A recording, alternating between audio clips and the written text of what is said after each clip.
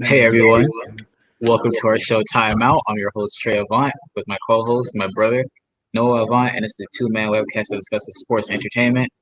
Before we begin, don't forget to like, follow, and subscribe to the Boca Raton Tribune on all social media platforms. Just look for at Boca Tribune on YouTube, Facebook, Instagram, and Twitter. You can also follow the show on Instagram at _timeout7.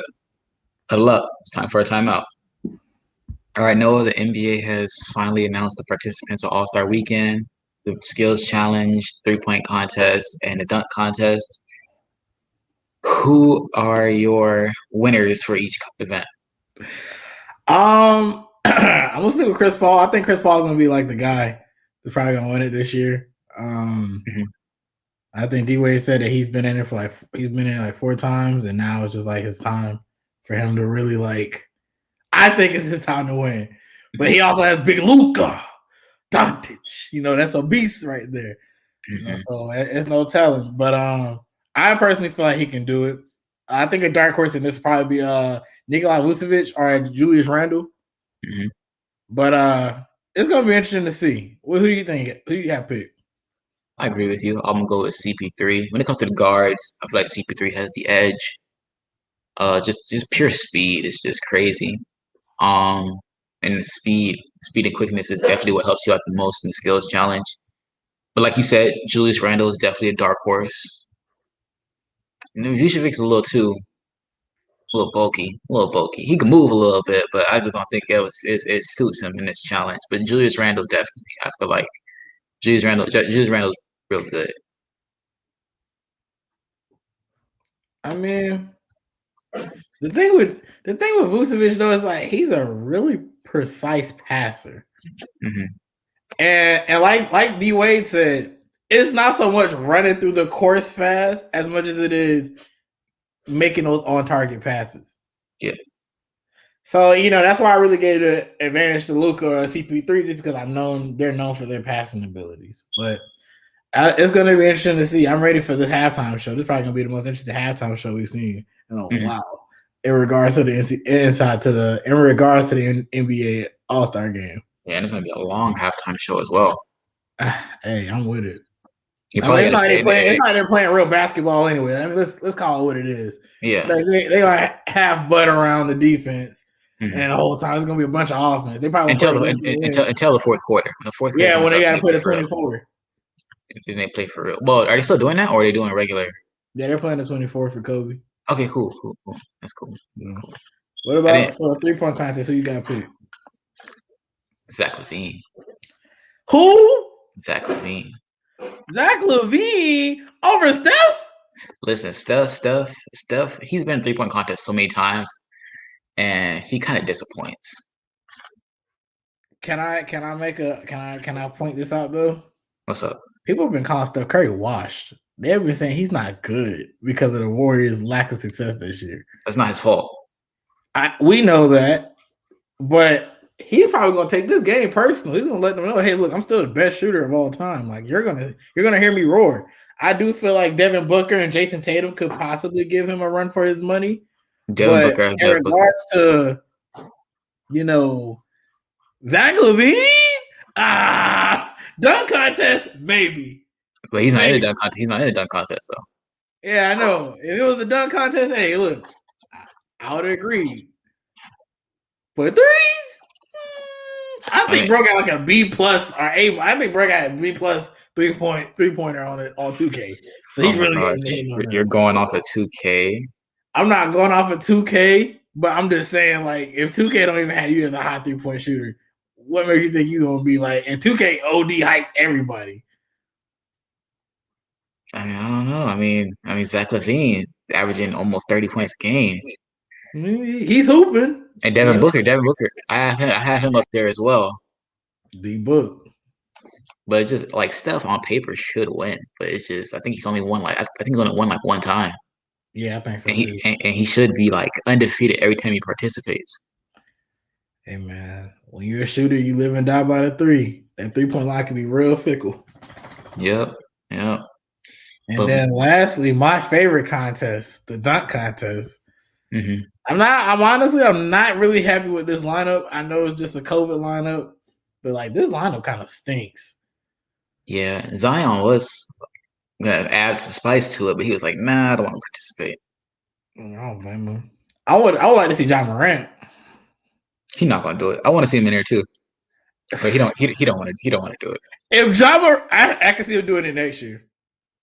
Why? Ja, if you're watching, Ja, please do the dunk contest next year. Why do you think he's gonna be in a dunk contest next year? Cause you see what he did last year? Yo, and when he came back from the ankle sprain, is wee dunk. Yeah, but he said he doesn't really want to do it. So why do you think Bro, he's gonna change his mind next year? bro, I feel like next season, you gotta understand like how this year was. It's like the last 2 years. It's just like, wow, we're in a pandemic, quarantine, abbreviated season. Like, no, it's just hard to imagine. And so I wouldn't be surprised if next year he at least got an invite. At the very least. But I would like to see a Zion John Morant do a dunk off. That would be kind of hard. The closest we got to that was like last year during the Rising Stars Right. game at the end of the game when they was going toe to toe, dunking and stuff. Yeah. But Anthony Simmons, Obi Toppin, and Cassius Stanley. I hate that I'm doing this. I hate it because he went to Duke. Go ahead. But Cassius Stanley, that's my pick to win. I've been watching bro dunk since high school. Yeah, like, I remember he was a 10th grader on Ball's Life, and he hit his head on the backboard going up for dunk blocks. So I'm like, yeah, he won. Yeah, he's definitely. I think he's definitely going to win a dunk contest. And it's crazy because no one really knows the players in this dunk contest. Anthony Simmons is the best player out of all out of the three. He's the best player. He plays the most. He plays the most minutes. He has the I don't know if he plays the most minutes because Obi Toppin plays for the Knicks. But from what I've seen last year, this year he kind of fell off. But last year he's playing really good. So he's the best player out of all of them, and he's also really athletic. And Obi Toppin, he was flying last year for Dayton. Like he was going crazy. But like you said, he was doing East Bays in game. Like it was crazy. It was off the backboard type stuff. But Cassius Stanley, I've been watching him since 10th grade. Since he was in 10th grade. Like I know what he can do. I know he's capable of. Yeah, he's a baller. He's definitely a baller. Yeah. But moving forward towards yesterday's game, the Jazz and the Sixers had a interesting game, resulting in Donovan Mitchell being ejected. Trey, what are your thoughts on the officiating in yesterday's game? I mean, I agree with what Donovan Mitchell said. Like it was not a good call. The refs are messing up lately. The same thing happened with Rudy Gobert, Montrezl Harrell as well. Devin Booker. The refs been really sensitive lately. I don't know why. A stretch like this happens every season in the NBA. There's like a stretch where the refs are just trash, and players get ejected for no reason. Fouls are like ticky-tack fouls are being called, or fouls are not being called at all. And so the refs have their moments, but I mean, ain't not much you could do about it. I mean, I seen somewhere a tweet that said the refs should have post-game interviews so they can answer for what they've done, just like players do. The refs are fold under pressure. The refs would fold. They'd be like, I made a mistake. I just made a mistake. I'm gonna be honest. I don't feel like the NBA training refs. Like I believe how they train the refs is like they have them trained in the G League. Mm-hmm. So they come up in the G League, and then after they spend some time in the G League, and I guess they pass a series of tests or whatever, they then go up to the NBA. That's probably the issue. It's a lot. I'm not knock anybody in the G League, nor their competitiveness, skill level, athleticism, none of that by any means, because these guys are all ballers, regardless whether you're in the G League or the NBA. But I do feel like the NBA's speed is a lot faster. It's a lot more physical than the G League. So you're used to watching G League games. You're used to calling G League games. And now you're saying, Donovan Mitchell checking somebody on the way to the rim, he playing bully ball, or Rudy Gobert or any of these other guys like that, and they're getting these crazy calls, you're gonna blow the whistle. You don't know any better. That's what you're used to. I do feel like the refs need to be held accountable, especially when it's obvious and the announcers are even saying, "Yo, what are you doing?" The NBA has to be more aware of that. At the end of the day, I enjoy watching basketball, but I hate watching teams get robbed of wins. Not to take anything away from the Sixers, to say that they would have lost to the Sixers, to the Jazz, had these calls not been, made. But I would say that it is some games where you're just like, what are you doing? Mm-hmm. Maybe if that's the case, maybe even having more challenges for the coaches. Implementing more challenges so maybe they can call a timeout and say, "Hey, can we have somebody from headquarters come talk to you and tell you how wrong you are?" Mm-hmm. Maybe something like that. Who knows? I personally feel like that needs to happen. I see. What are your thoughts on Montrezl Harrell saying? Because the ref that I believe gave him a technical. I was gonna say eject him, but gave him a technical. Was a woman, and he basically went out and said, "Oh, she was too sensitive." What were your thoughts on that comment? He should not have said that. What were your thoughts on that comment? Well, I mean, that's not good. Like, you don't say stuff like that, especially now where should never been acceptable. Where it's like now they're holding these guys to a higher standard on how they speak about women, and I knew this was going to happen. I knew that this was going to happen the very moment they were going to start letting women ref these games, that the guys are going to get mad and start saying, "Oh, you're doing too sensitive," which is this diet saying it's because you're a woman you called this. Like, that's trash. And as the NBA, y'all need to do something about that. Montrez, I know Montrez probably knows better. Probably would have never said it again. It's just emotions are flaring, and that's just what came out of his mouth. Again, I'm not saying he's right for saying that, but on the same hand, bro, you just can't say that to the refs. But it goes back to these refs have no type of repercussion for making bad calls. None. Mm-hmm. Do they get fined for making bad calls? No. Like, we've seen refs, some of the male refs.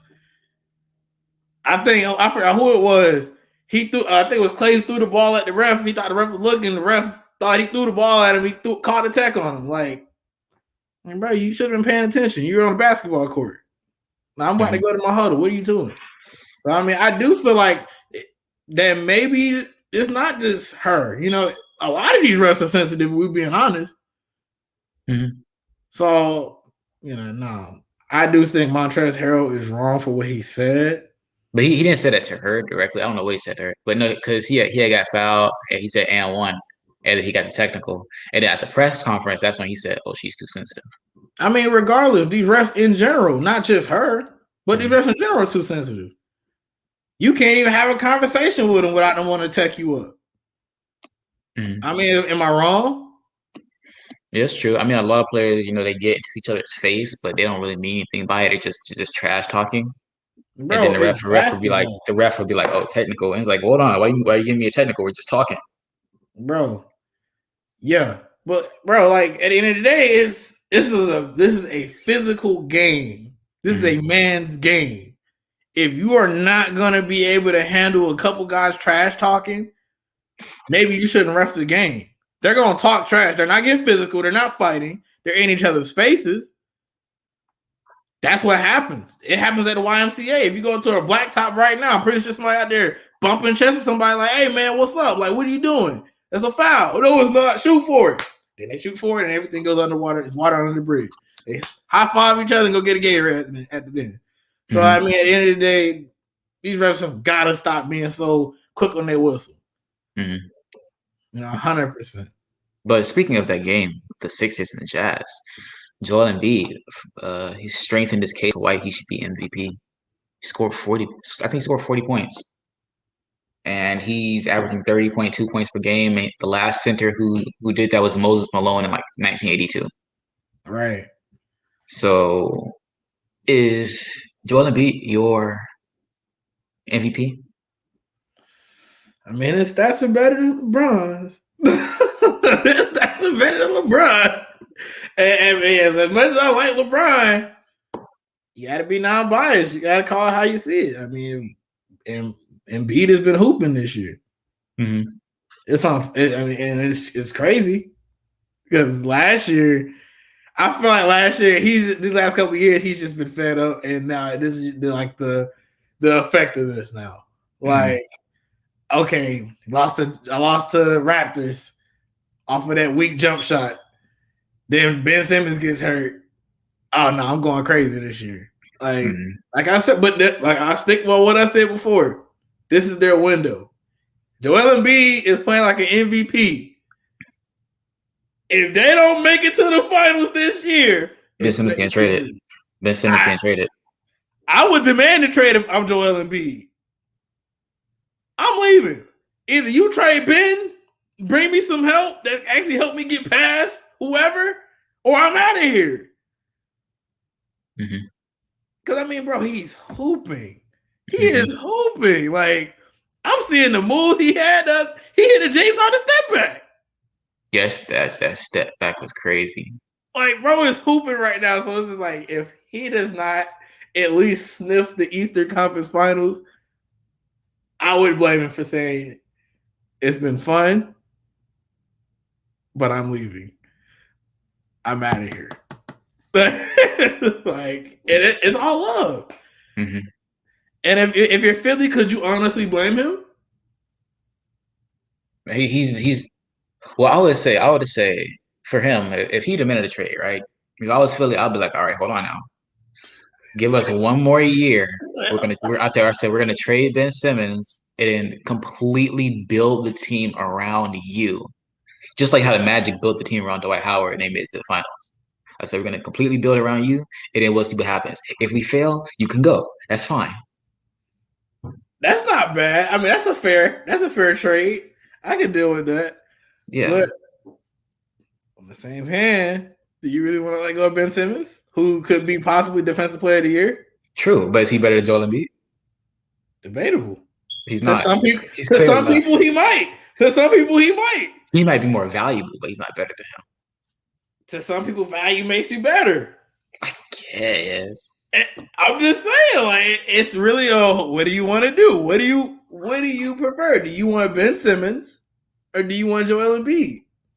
Now, I say this. If they were to trade Joel Embiid, they need to trade him out west. Oh, for sure. He can't stay because if he stay in the East, because Philly would probably still be a playoff team. And just because this is how karma works, they would see Joel Embiid in like the first round. And I imagine he'd have a career game every night. Putting up Wilt stats. Just about. Just about. Hey, look, gonna be averaging 50 and 30. Bro, for years, they said he was fat. They said he was lazy. They said he was injury prone. This is all stuff the media said. This is all stuff that people said about Joel Embiid. So now, I'm doing everything right. Even last year, he didn't have a bad year. I am doing everything right. And I still lose. I'm done. I will see y'all later. Holla at your boy. Like, catch me in Phoenix. Catch me in Miami, Boston, the Jazz. I don't care. Just get me out of here. If I was in New York, I would try to trade for him. New York, I would try to trade for him. But they won't really win. They wouldn't, but hey, he's a star player. Yeah, no. And in today's NBA, you gotta have a good guard. Your star player has to be a guard. You can have a really good big man like But you just said the Knicks have Derrick Rose, so you said he'll make them contenders. So okay, D Rose is hooping right now, yes. But what I'm going to tell you is that D Rose is not what all they need. He's a good complementary piece. So he's a good point guard though. For sure, absolutely. So you're saying he's a good point guard, and then they got Joel Embiid. So okay, but they need somebody else. Even then, it's two players. But then they have RJ Barrett. But first of all, if they decided to trade for Joel Embiid, they would have to get rid of some people. So maybe they would have to get rid of RJ Barrett and Derrick Rose. And maybe Julius Randle as well. Yeah. It depends on how. Maybe they can give up Obi. Nobody wants that, man. I'm averaging 1 point a game. Hey, man, the dunk contest might boost his trade value. Oh, he can dunk. Hey, you see what happened to Derrick Jones? Derrick Jones. The thing is with him, he was actually hooping before the dunk contest. It's just he really wasn't known until he won the dunk contest. In Miami, he was clearly hooping. Oh, like absolutely. 3 and D. You know, the dunks were great. So I mean, like he actually had value until the playoffs. That is. I hate that they got rid of him, but I understand he had to go. We should have kept Jay Crowder. Hashtag Jay Crowder should have stayed. But then we got a commercial. We do have a commercial. We should have kept Justice Winslow as well. But that's besides the No, point. let his tail go. We said let him go. He should have left. He balled in Memphis though. But you are watching Timeout with the Avant Bros. If you enjoy the show, please click the share button to share the stream with all your friends. Also, don't forget to like, follow, and subscribe to the Boca Raton Tribune on all social media platforms: YouTube, Facebook, Instagram, and Twitter. Just look for @Boca Tribune. You can also follow the show on Instagram at @the_timeout7. See you soon.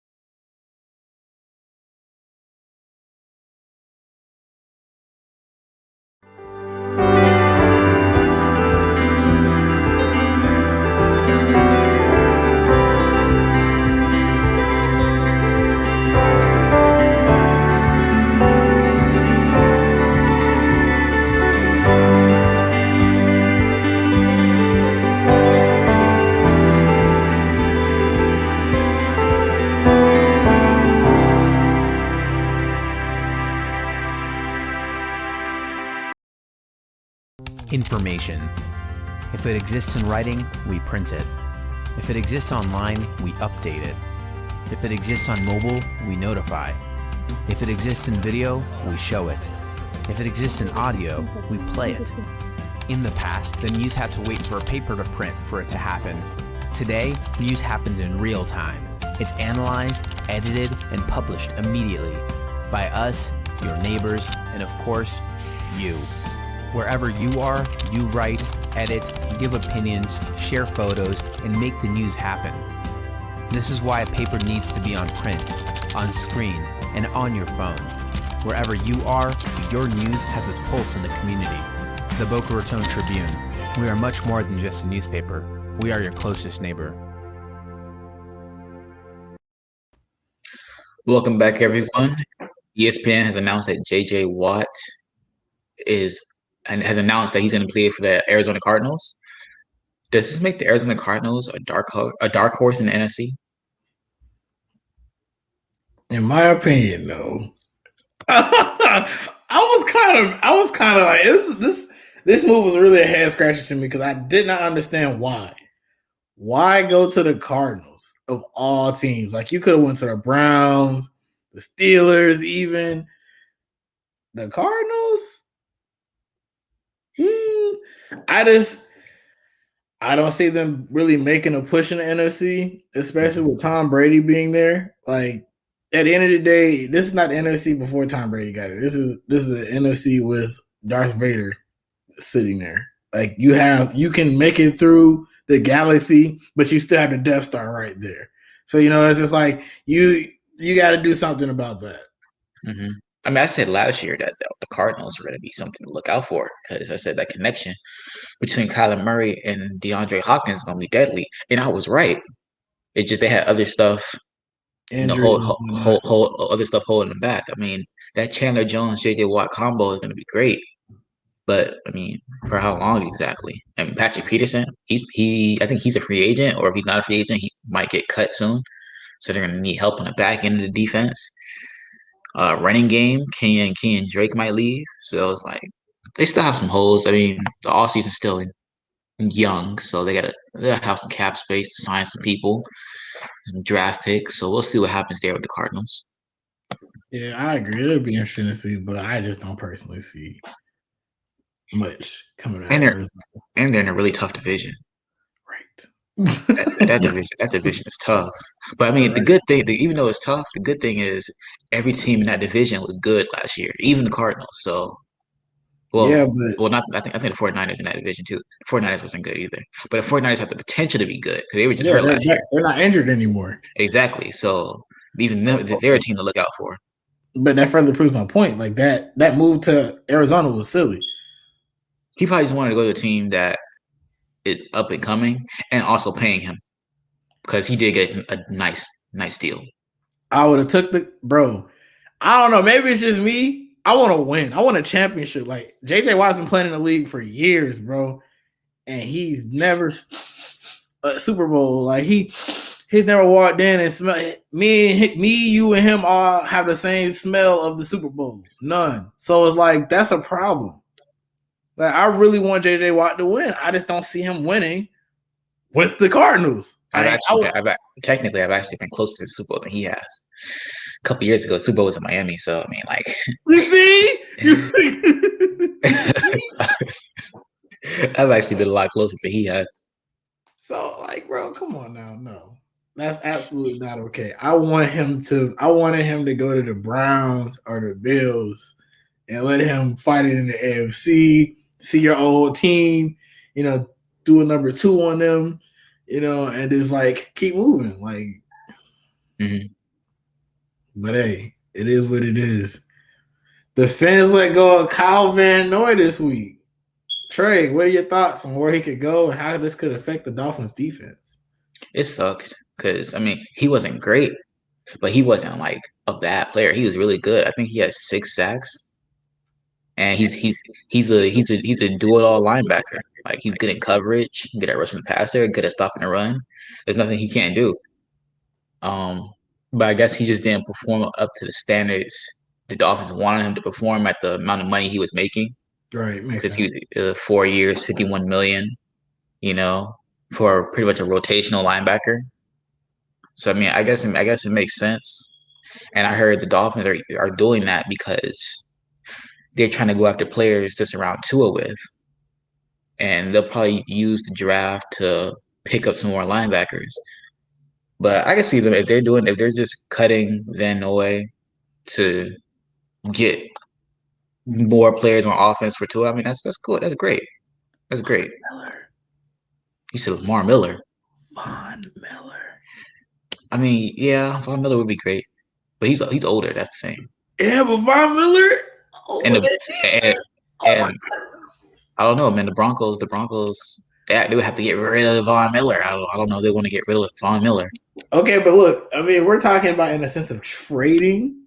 In the sense of trading, he's already said it's pretty much guaranteed he's not coming back. Like, I mean, I know the Broncos probably want to get rid of him, but I just read a report that says the team, like the players, would hate to see him go, even though it's not up to them, obviously. I bet they would. I would hate to see him go too. It's great. He's great. Yeah, too bad. See you later, bud. See you, Miami Gardens, my boy. Yes, sir. Hey, look, but at either rate, it's going to be interesting to see who we bring in. I do hope we get somebody for Tua to throw the ball to, because Devontae Parker is just not it. He's just not it. He's just not it. He's just not it for Tua. He's not it. Period. He's good. He's a good receiver. He was top 3 in yards like last year. Not last year, but the year before last year. That's 2 years ago. Yeah. I mean, we gotta see. I mean, me personally, what I would do, I would trade Devontae Parker. I wouldn't release him. No, he's too valuable to release. Yeah, I'd trade him. Sure. I'd trade him. I'd trade him for sure. And if no one wants him, then I just keep him because, like I said, I'm not releasing him for nothing. Yeah, no. So yeah, I would trade him, and I would at least get back a 3rd round pick because he's worth at least a 3rd rounder, maybe a 2nd rounder. I mean, so that would be a great trade. And then we'll pick up another receiver like Allen Robinson, or maybe pick up Devontae Smith or Jamar Chase or Jalen Waddle, And then, we still have Preston Williams. There you go, Preston. But Preston Williams, he's always he's injury prone and he cannot catch a football. We gonna have Ocho Cinco come out there for a couple of days, get his hands right. He was exactly in Miami for a couple of days where he got cut.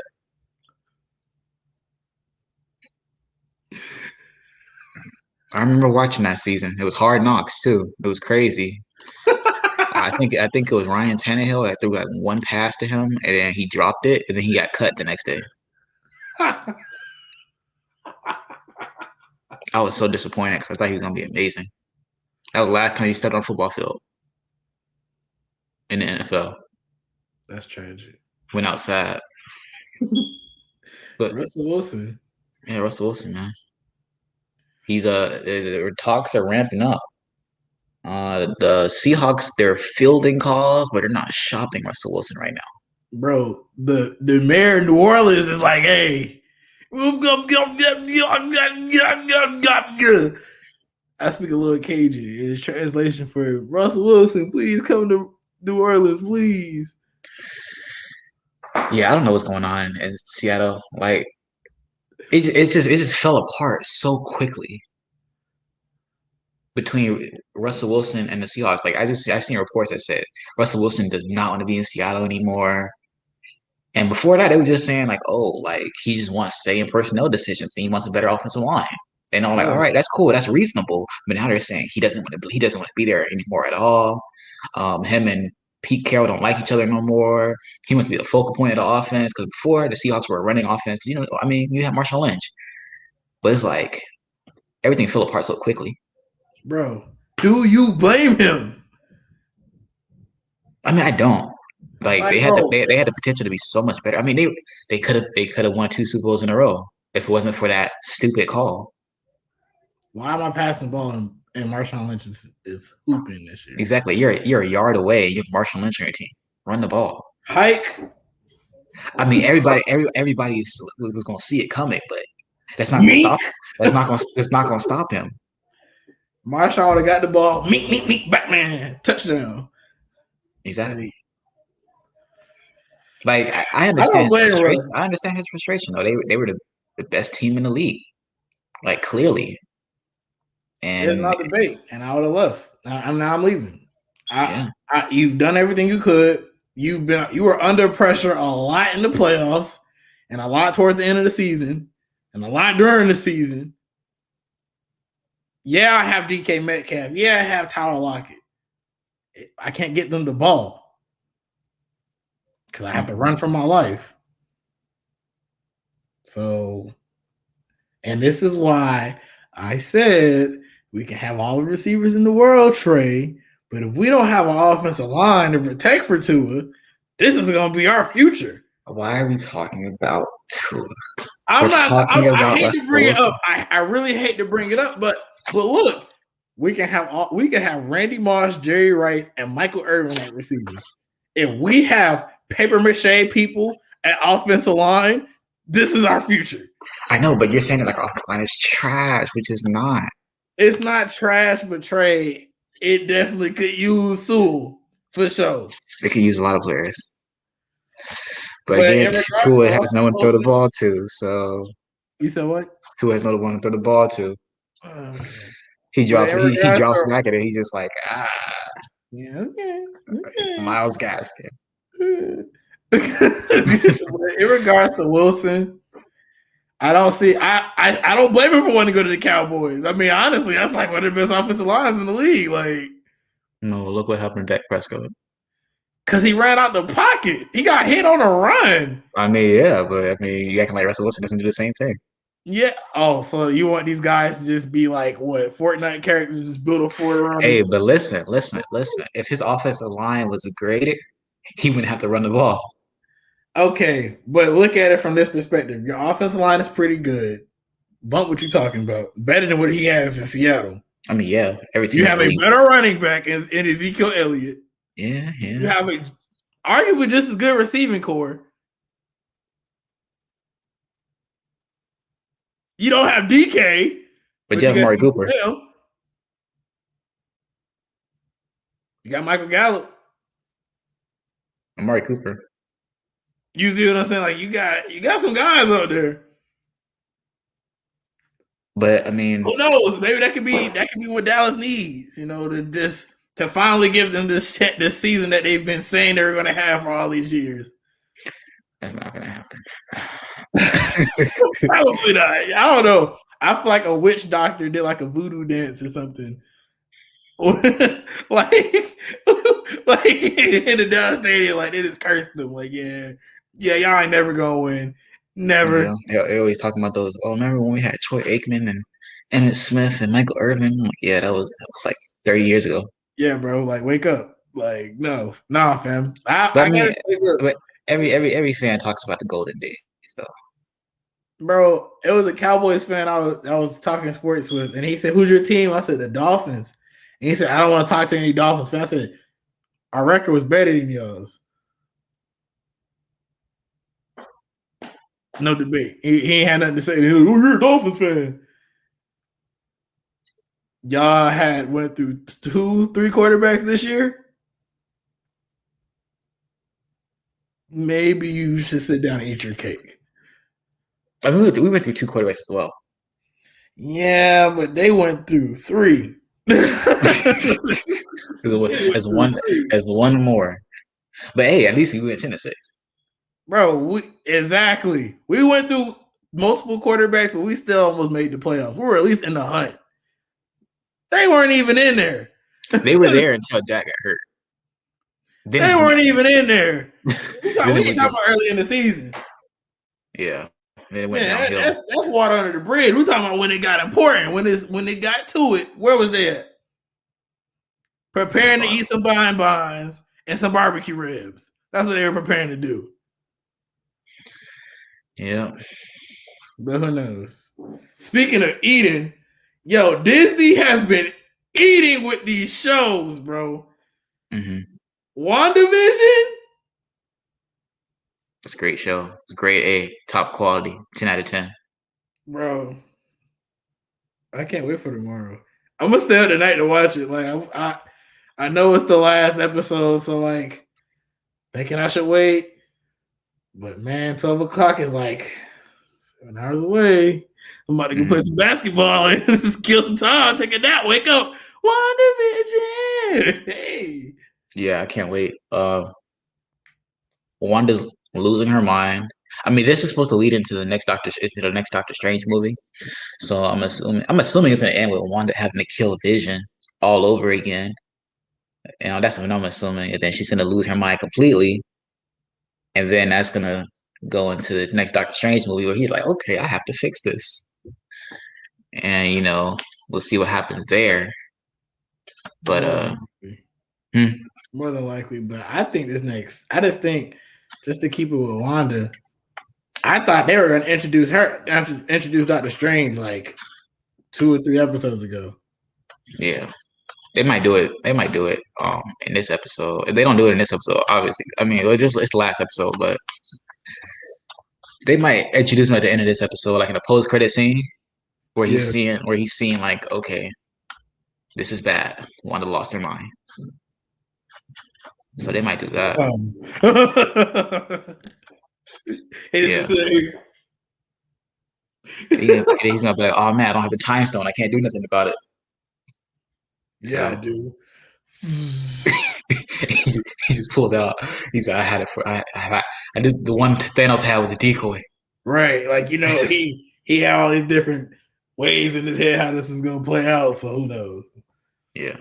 But I mean, I like the show. I like the show a lot. And after this show, the next Marvel one is Falcon and Winter Soldier. Yes, sir. Black Captain America, baby. So I'm looking forward to that one as well. That's gonna be tough. I like that. Yeah, I mean this stuff should have been came out. Like they had to keep pushing it back because COVID and stuff. Yeah, you know what I'm saying? Everybody's on stage coughing and sneezing. You gotta be careful, man. Yeah, but I mean, I'm really looking forward to this episode. And I'm looking forward later on this month. I believe it's the 18th when Falcon and Winter Soldier come out. So I'm looking forward to that. Yeah, but let's go to these hot takes. Trey, yours is the opposite of hot. But yeah, I couldn't come up with anything. I was thinking about the one that you had, but then you took it, and I was like, man. But anyways, I believe LaMelo Ball is going to Rookie of the Year. I mean, it's pretty clear. Like he's balling right now. Like, he was in the doghouse earlier by his coach because he was like, he can't play defense. He keep turning over the ball. I'm not gonna start him if he keep doing it. But now he's gained his coach's trust, and he's been hooping. He's been what Lonzo was supposed to be. It just he's been clearly the Rookie of the Year. Now, after the All-Star break, there are other rookies that can make a push for Rookie of the Year, like Anthony Edwards might turn it up, James Wiseman maybe, Tyrese Halliburton isn't playing good, they might turn it up, but I'm pretty sure LaMelo Ball has run away with it, and when he gets more help in there in Charlotte, because now he's going to turn Charlotte into a premier destination. Charlotte has good pieces. Even Michael Jordan, he just recently came out saying he was surprised by LaMelo Ball's performance. He said, I didn't expect him to play this good this early. So, I mean, hey. At the end of the day, it's still Charlotte, North Carolina. I don't know many guys in their young and in their mid-20s saying, hey, man, let's go to Charlotte. Yeah, but I mean, like, unless you live in North Carolina, at least. Yeah, but I mean, if the talent is there, people are gonna go. People are gonna go there. I guess I can see it, but that's just my hot take. The Miami Heat will not only trade for Victor Oladipo, but PJ Tucker as well. There's been a report coming out to surface that teams have been making calls about PJ, and of course, the Miami Heat is lacking in perimeter defense, and that is where PJ so happens to be in his expertise. They do have him playing the center. I do feel like him going back to his natural position of the power forward with Bam staying at the 5 would be absolutely phenomenal and explosive for defense. We would be a problem. And then adding Victor Oladipo as well, we would definitely be sacrificing on the 3-point line on offense, but we make up for it on defense and fast breaks. And with a guy like imagine fast break with Bam Adebayo, Jimmy Butler, and Victor Oladipo, my goodness, that is pressure. And maybe even depending on the lineup, Tyler Hero lagging back for the 3. That's dangerous. Mm-hmm. But that's my hot take, and I believe that's all the time we have here for today. Trey, take us on. All right, guys, that's it for today's show. Don't forget to like, follow, and subscribe to the Boca Raton Tribune on all social media platforms, YouTube, Facebook, Instagram, and Twitter. Just look for @Boca Tribune. You can also follow us on Instagram at @the_timeout7. Follow me on my personal Twitter @TreyAvant3. You can also follow Noah @WhoBuildsArcs. And your Instagram, Twitter. How you gonna say my line and then you ain't gonna say it right? I'm sorry, I just forgot. You can follow me on Instagram at ArtBuilderNoah, or you can follow me on Twitter at WhoBuildsArts. Yeah, he has a lot of week, man. Come on, names. Trey. He has a lot of names. I got confused. But Timeout airs every Thursday at 7 p.m. As always, this is the Avant Bros signing off.